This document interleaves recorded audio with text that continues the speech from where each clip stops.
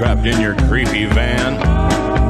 So you find an overpass and tell them you're the ice cream man. Blue lights are blinking, 4 o'clock in the morning. Only one got a call, but the others all stink. Better call Saul, better call Saul, better call Saul. All right, ladies and gentlemen, this is It's All Good, Man, the Better Call Saul podcast. I'm Brian, and with me here, as always, is my co-host Dave. Dave, how are you doing this evening? I feel like an Alpine shepherd boy. Nice. Dave and I also co-host the Nothing Important podcast. You can find that at www.nothingimportantpodcast.com. This week on the Nothing Important podcast, we actually have Eric Barkley from the Tugboat Coffee Company. It's an interesting interview where he talks all about roasting coffee, how to pick coffee beans, and the really intimate details of the entire coffee roasting process. Please make sure to go to nothingimportantpodcast.com and check out that interview. Fascinating stuff. Absolutely. It was awesome. The It's All Good, Man is also brought to you by audible.com. Audible.com has over 150,000 audiobooks that you can download to your MP3 player, iPod, what have you. Make sure to go to itsallgoodman.com, click through the link, and download Bob Odenkirk's new book, A Load of Hooey. You can get that as your free trial. You can listen to it. Bob Odenkirk, of course, is Jimmy McGill / Saul. Thought you were going to say something there, Dave. I was just readjusting my microphone. But I will add that Bob Odenkirk, if you don't know, is a writer as well. He's written on many sketch comedy shows. So I'm sure a wordsmith like that has put together quite the novel. Absolutely. So go to itsallgoodman.com, click on the Audible link, sign up for your free trial, and get Bob Odenkirk's book for free. Dave. Ryan. A lot happened in this episode. Yeah. Well, first off, the trailer, the upcoming scenes from next week's Better Call Saul was kind of full of shit. Yeah. Threw us for a loop. What was that, AMC? Yeah. Here we are. We're making this podcast to promote your show, and then you do something like that for us. Bullshit. Right, because when we watched it last week and we did Preview with a Prior, which always comes out at the end of the week, where you and I just have a short discussion about the upcoming episode. Which we base pretty much solely on that little scenes from the next upcoming episode right after the show airs. Right, and it last week, it didn't have some of the scenes on it that it had for the replay before tonight's episode. Yeah, so it's like 2 minutes before the freaking episode starts, and we're like, holy shit, there's new scenes, mate, whatever. Right. Absolutely. So Dave and I kind of missed some of that on Preview with a Prior. So, it is what it is.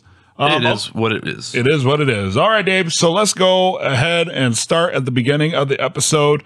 The cops come to Chuck's door because the old lady called the cops on Chuck for stealing her paper. So, taxpayer money. That's what I was thinking. A 50-cent newspaper.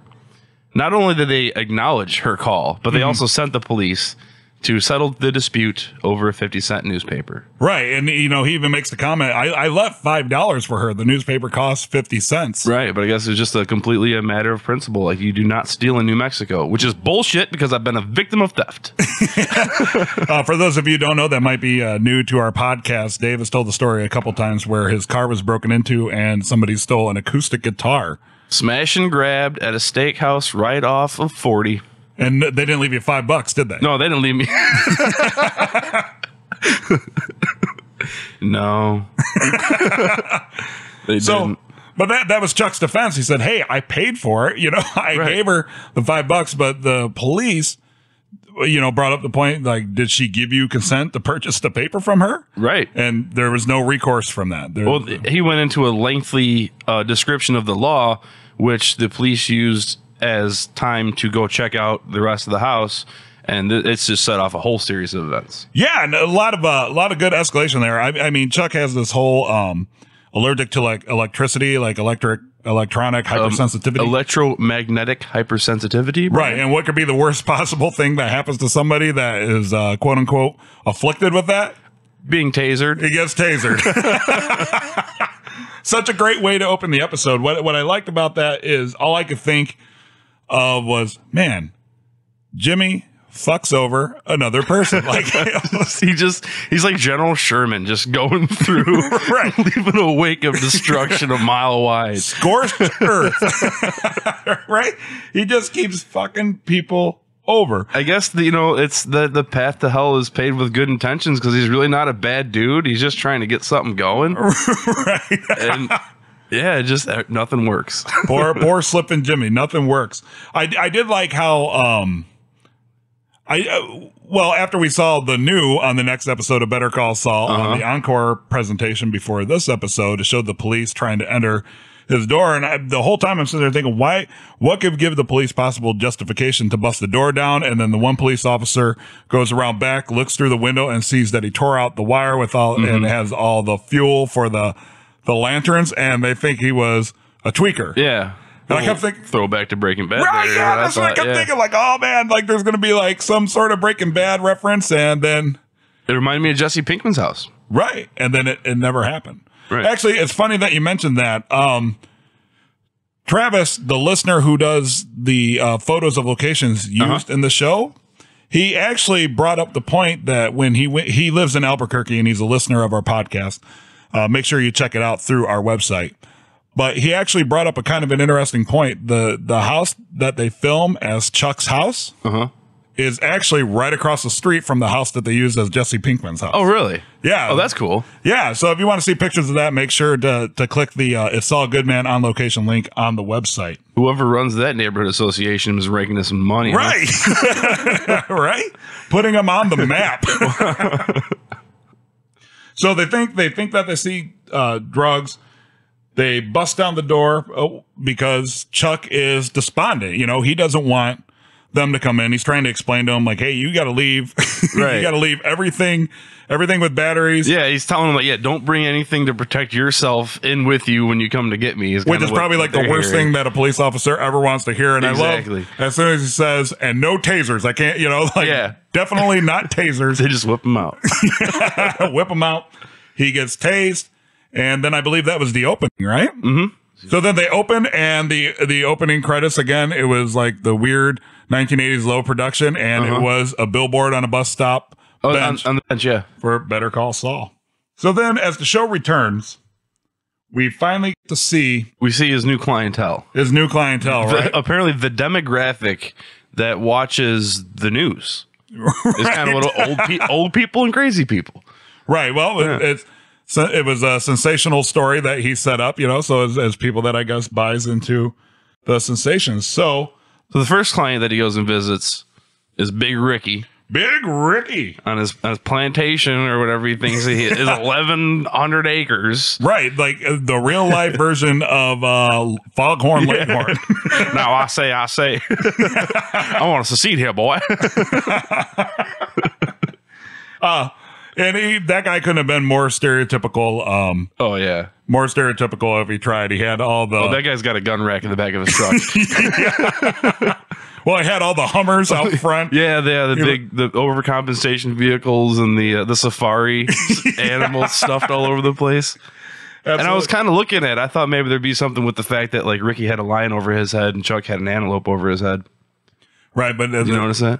I didn't, did you? Yeah. Really? Yeah. So what do you think that means, Dave? I think if I were to read too deep into that shit, it would be that he is the hunter and Jimmy is the game. And how does that apply to? I don't fucking know.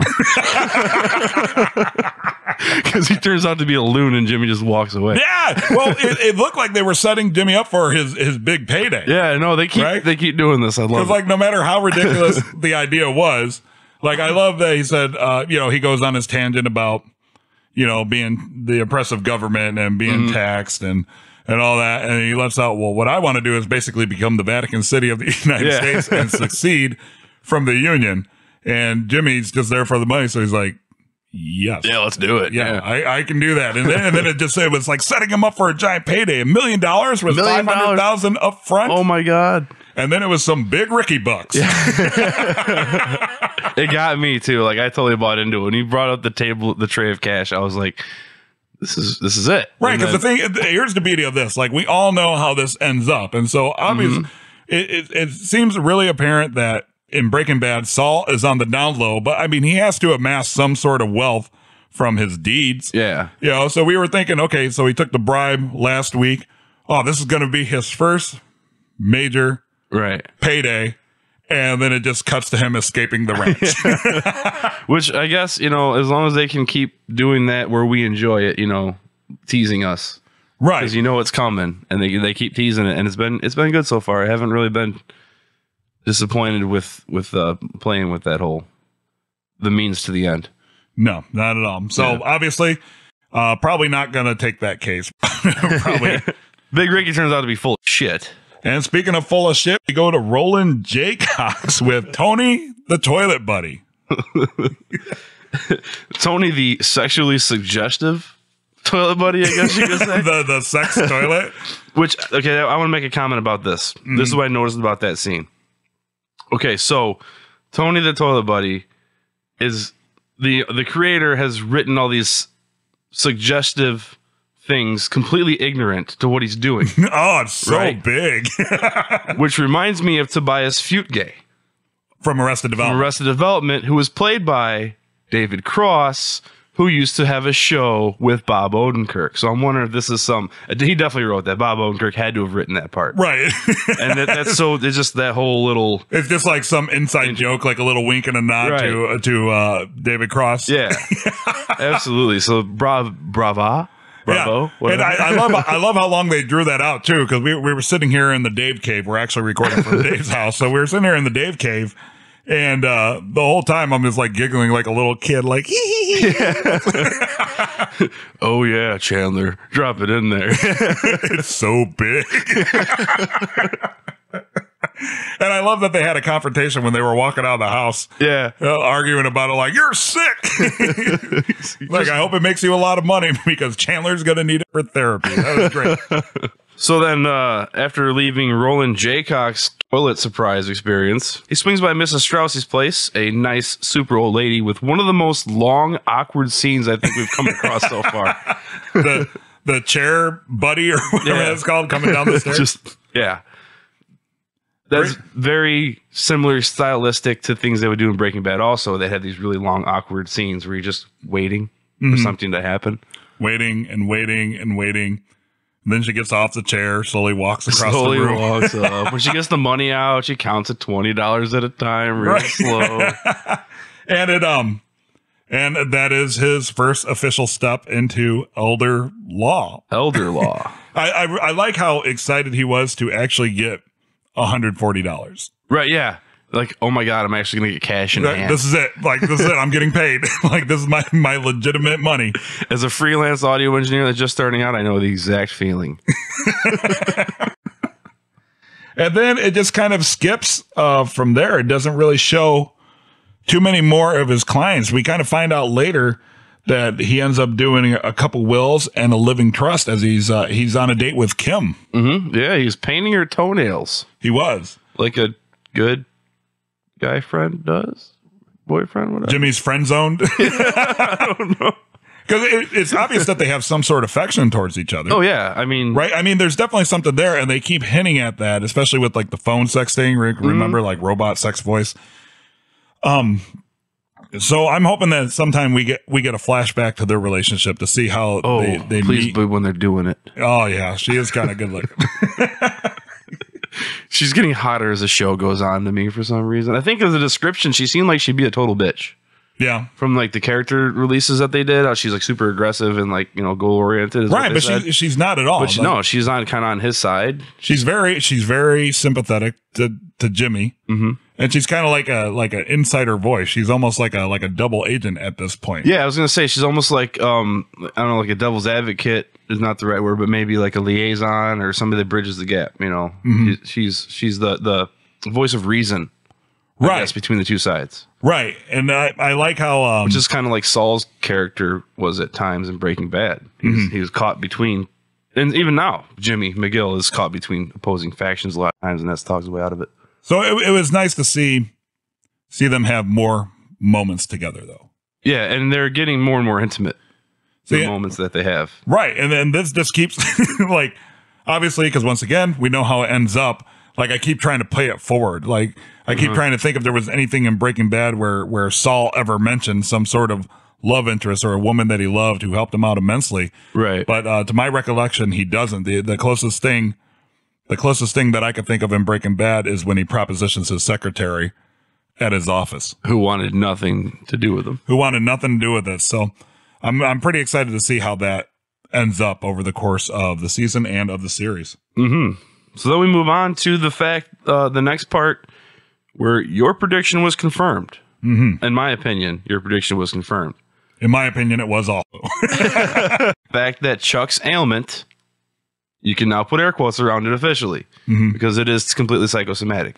Yeah, it's all mental. And you know what? I got to be honest. There was points where I was like, okay, I was way off base. Like Right. maybe this is some sort of real illness. Right. And they sent me some mixed signals today. I would say this because going back to the very first, the very opening or even the closing of last week, when Chuck gets upset and reaches for his blanket, like Linus, as you said, from Peanuts. Like he sees the blanket as comfort, which Saul called him out, or Jimmy called him out on before, is take off the space blanket, take off the space blanket. So that's when it made me think, okay, it's totally psychosomatic. The blanket is a comfort thing. Then he says to the doctor, do you have something electrical in your pocket? Like he could sense it. Right. Yeah. See, that's where I was like, oh man, okay, so this is the scene where it shows that he's right. Like it's legit. It's legit. Yeah. And I was like, damn it. And then she turns on the bed as he had no idea. Right. Yeah. And Jimmy thought, or Kim thought that was a dirty trick, but she's like, no, it's not a trick. That's a demonstration. Like it's totally right. Yeah. mental. He had no idea that. So that was a little sneaky, little bit of movie trick magic when he guessed the thing, but the thing showed the thing is not the thing. Right. And we learned that Chuck has been out of the law firm for 18 months. Yeah. A year and a half now. So he started feeling those symptoms 2 years prior, he said. So it had to be around 2 years where he started feeling those symptoms like the cold bone pain and nausea and his skin itching. And Jimmy calling him out and saying, you only get like that when I upset you. Right. So we're seeing a little bit of guilt in Jimmy. He feels that he's causing, once again, he's causing all the anguish for Chuck. But he can't explain it to Chuck because Chuck believes what he believes. Chuck believes it's real, like it's an actual thing. And your confrontation, this big confrontation you wanted between those guys, they went the other way with it. Where it was just two guys sitting there going, well, what the fuck more can I say? Right, yeah. I was kind of hoping for a blow up, but it just never came to be. No, it's just that partnership where just you're done explaining yourself to the other person, and who knows, I don't know how they're going to go about it because it's going to happen. Right. It seems like this is going to break through, but maybe not. I did like how the appearance of Howie Hamlin coming into the hospital. Yeah, that was great. That was I like how we finally, it was all put on the table. Jimmy was saying, Howie, you just want to say that it's an actual physical real ailment, so you don't have to buy him out of the law firm.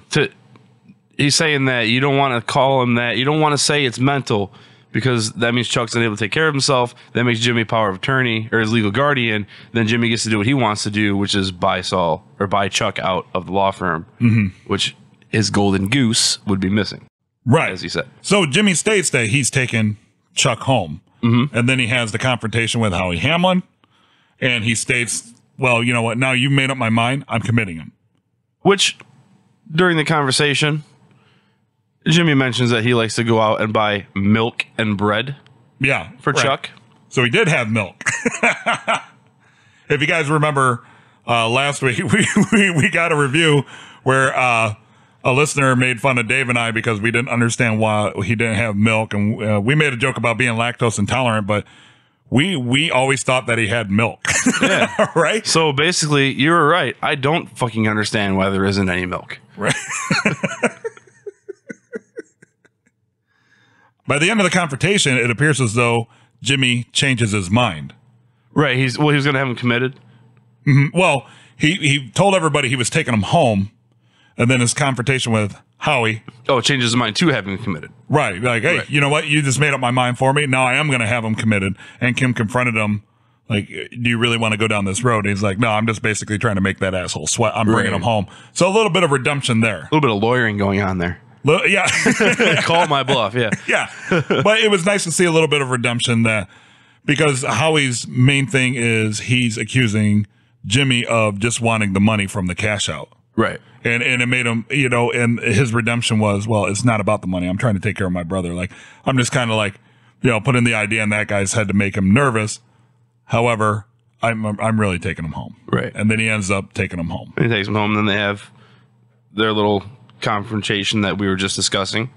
How it wasn't quite the blow up argument you wanted. It was more the so it wasn't like the big blow up conversation like you wanted, like a newlywed that's still passionate about their relationship. It's more like that couple that's been together for so long they don't even give a shit what the other person has to say. They're just like, you're gonna say what you're gonna say, I'm gonna say what I'm gonna say. It's all bullshit anyway. Right. Yeah. like an old married couple. Right. Even when Jimmy goes on this whole thing about how he's gonna straighten up, he's gonna get his shit together. Like, I'm legit from now on. And Chuck's just like, whatever. But one of the good things that came out of that conversation was Jimmy promising to go legit. Because even though they didn't really want to have that conversation, it still kind of spilled out, right? He's like, look, okay, I get it. Like, this newspaper, this caused all this. This is just a little razzmatazz, as they called it. And I'm thinking about specializing in elder law. And Chuck was not impressed by that at all. Chuck was not impressed by that at all. No. Yeah, that was the whole condescending, oh, yeah. Yeah, that sounds like a good, Yeah, elder law, go get it. And then we cut to the superhero drawing scene. The superhero drawing scene. I was totally picturing myself back in like 6th grade when I used to draw like costumes and stuff for myself as a superhero. And he's studying Matlock. Which I was thinking, real quick, like Spider-Man, how Peter Parker drew the Spider-Man costume. So he's like your friendly neighborhood Jimmy McGill. I'm surprised you wouldn't go back to that because you're a pretty huge nerd. You didn't draw yourself with superheroes. Oh, are you kidding me? I do that now.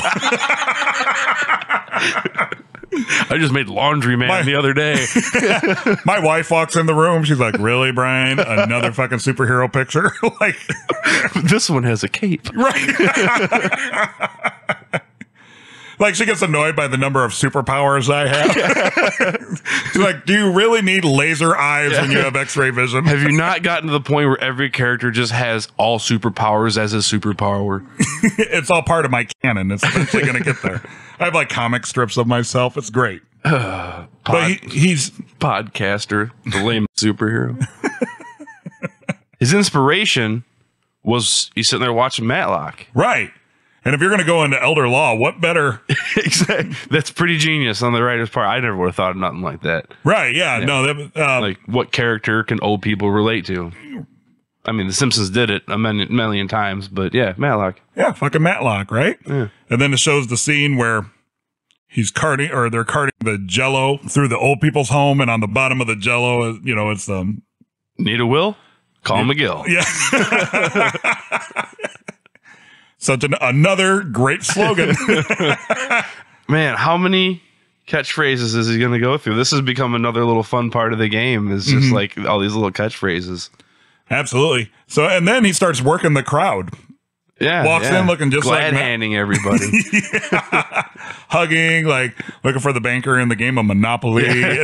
Picking up dominoes off the floor and play fair now.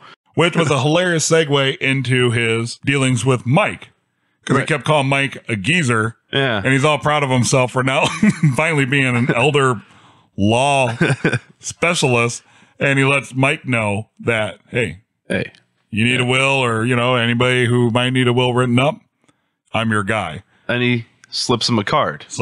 Which apparently will come into play later, which we'll save for the next episode. Right. Then it shows Mike.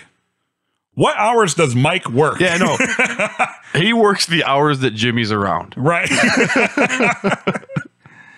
He's always there during the day. Always during the day, but this time he leaves at sunup. Yeah, he shuts it down. And I even made the joke as we were watching. I'm like, does Mike just live in the toll booth? And then when it showed the morning come up, I was like, oh my God, Mike fucking lives in the toll booth. And then it was nice to see him walk away, and he goes to the diner, and then he leaves, and he's parked outside Parked outside a house. Parked outside a house. And a woman comes out. She drives down. They make eye contact. Uncomfortable eye contact. And one of those, like, something's up. They have a history, but they don't hate each other. Or, it's not threatening because she just drove away. Just kind of, whatever. Right. Well, you made, because Mike's there to take care of his granddaughter. You thought it might be Mike's daughter or Mike's son's wife. Yes. I'm thinking that was the mother of his granddaughter. The mother of his granddaughter. Yes. And maybe because of his past in Philly, maybe she's not comfortable having him around because, maybe. Well, all we ever know of that is there was a violent altercation. Right. And that's why he was no longer with the force. Right. So maybe that's what forced into retirement right. And maybe that's why she's uncomfortable with him because we'll find like maybe the gory details of him. He finally crossed the line and she knows that. So even though she's her daughter's grandfather is not comfortable with him around the granddaughter. Right. Or we're completely way off base. Or we're completely way off base. But I like that theory. We're going to go with that theory. If you have any other theories, obviously let us know, because that's one thing that I'm super interested to hear what you guys have to say about what the hell was that with the Mike and the lady. Right. Yeah. And then Mike. And then the cops show up at Mike's house. And Mike says, you're a long way from home. So only can assume they're from Philly. Right. And obviously he was very nervous because he grabbed a baseball bat before. He looks out the window, sees people pull up. He grabs the bat ready to defend himself, opens the door. And kind of like the opening scene to the show when Saul, Gene, the manager of Cinnabon, sees the guy walk up. And, he's expecting that. He's expecting somebody to approach him about something, but you just don't know what. Right. So, yeah, he grabs his implement of self-defense and proceeds to open the door. So I just wanted to touch base on a couple listener things, Dave. Okay, go ahead. Okay, first off, I want to say what's up to the OG, specifically members Bam, 57 Bam, Steven, 1547, the marvelous one, Sodomized by Cather's Wood, and guess what? Chicken Butt and Meow. These are all people that I talk with back and forth on a Better Call Saul thread that I'm involved with, and I wanted to give them a shout out. Consider yourselves out-shouted. Or as I like to call it, shouted. Also, one of our listeners, Dominic Healy, noticed that the first 4 episodes show title ended in O. Right. And this totally messed it up for him. Because it was Alpine. Alpine Shepherd Boy. Alpine Shepherd Boy. So, sorry, Dominic Healy. I thought you had something going too until I saw the title for this episode. But I just wanted to give you a shout out. Thank you so much for listening and participating. That means so much to Dave and I. Yep. And I'm going to one-up you real quick. This is also the first episode title that isn't disyllabic. Disyllabic? And what does that mean, Dave? That means consisting of 2 syllables. Thank you, Google. Uno, mijo, nacho, hero. 2 syllables. Nice. Disyllabic. And last thing, listener Bill Monroe kind of made a funny correlation between Betsy Kettleman and Marie Schrader. How they're both just kind of, they both sidestep their criminal intent by like unique rationalizations. And they're also pretty smug and tend to demean the people that they're talking to. Yeah. Kind of uppity bitches that control their husbands, but their husbands react oppositely to them. That's true. Yeah. Hank was more stern, I guess, than. And just sometimes wouldn't even acknowledge her shit. Right. Absolutely. So, Bill, thank you so much for writing in. Yeah, I'm actually a big fan of that comparison because they're both characters that I hate. Mm-hmm. They're both a couple of bitches. Or biznatches, as Tuco would hate. Yeah, there you go. Indeed. So that is going to wrap it up. Once again, thanks to everybody who writes in and lets us know your thoughts. Once again, this is just as much your podcast as it is our podcast. Dave and Brian, we're your buddies on the couch that want to talk with you after the show. So any ideas you might have, predictions, theories, suggestions, send them in to us and we'll try to fit them into the show. You can find us on Twitter, Facebook, or even at our own website. It's saulgoodman.com. And while you're on the internet, why don't you check out our buddies at calltosaul.com. They have all sorts of reviews, editorials. Make sure to check them out. Call us idiots, call us geniuses, whatever. Just call us. You heard me. You better call Saul. You best call now, you hear?